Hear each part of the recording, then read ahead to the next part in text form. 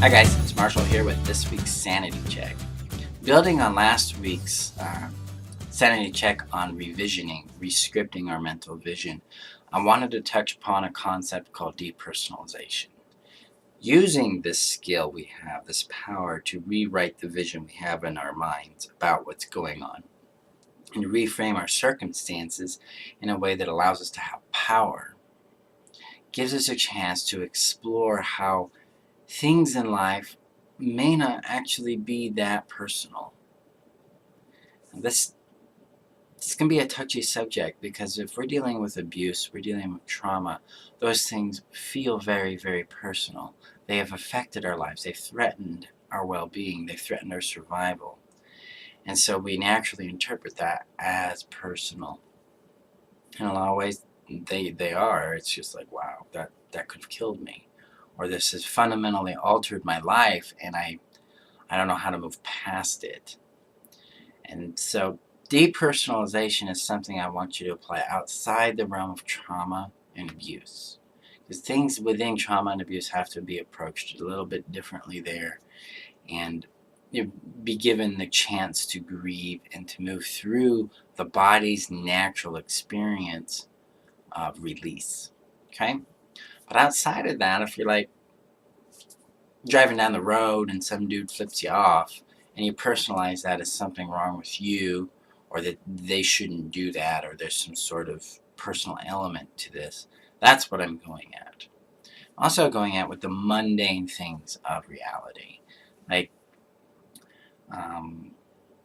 for instance, losing a job feels personal because it puts things that are important to you at risk temporarily, but it isn't personal. Objectively, it's just the nature of work. Business slowdowns are the same thing. People not returning to your business is the same thing. It's not personal. The reason it's not personal is because of ownership. Now, this is a concept I've touched on many, many times. Ownership is the basic idea of who's responsible for what. And there's 4 questions that come with ownership. Who feels the emotion? Who took the action? Who had the desire? Who made the choice? When you can answer all 4 of those questions, you've identified who's responsible for what in any kind of circumstance.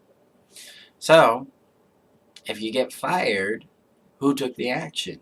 Your employer, right? So it's personal to them, not personal to you. It's not about who you are. It's not about your worth. It's not about your value. And it's also not about your needs and wants and being taken care of. And this is a place where we often get ourselves stuck because we want to be taken care of. We want to be cared about. We want to be nurtured. We want to be protected this way. But as an adult and in the world we've structured for ourselves, we are first up to bat on that. It is our responsibility to take action for our own well-being. This empowers us to step outside of personalization and to really grasp our power, our actual internal power to make change in our world. So that's why it's not personal. It's returning that basket of responsibility to us and saying, this is what you got to take care of. So you go out and you find a different job or you create a business or you deal with things up front. There are solutions to the issues at hand. But if we take it personally, we expend a lot of time and energy trying to control things, trying to understand why this happened, and that kind of stuff. And it does not contribute to our success. It contributes to our sense of being a victim. And when we play victim, we play powerlessness. And when we play powerlessness, everything outside of us is in control. So that's what I want you to look at this week is, are you personalizing things that are not personal? Being fired, someone flipping you off, being rejected, even being dumped or having the end of a relationship. When we can see this from an external point of view, we can see that it's not personal. We can ask ourselves, how is this not personal? What am I making vital about this that makes it personal? What would it be like if this were not as vital as I'm making it to be?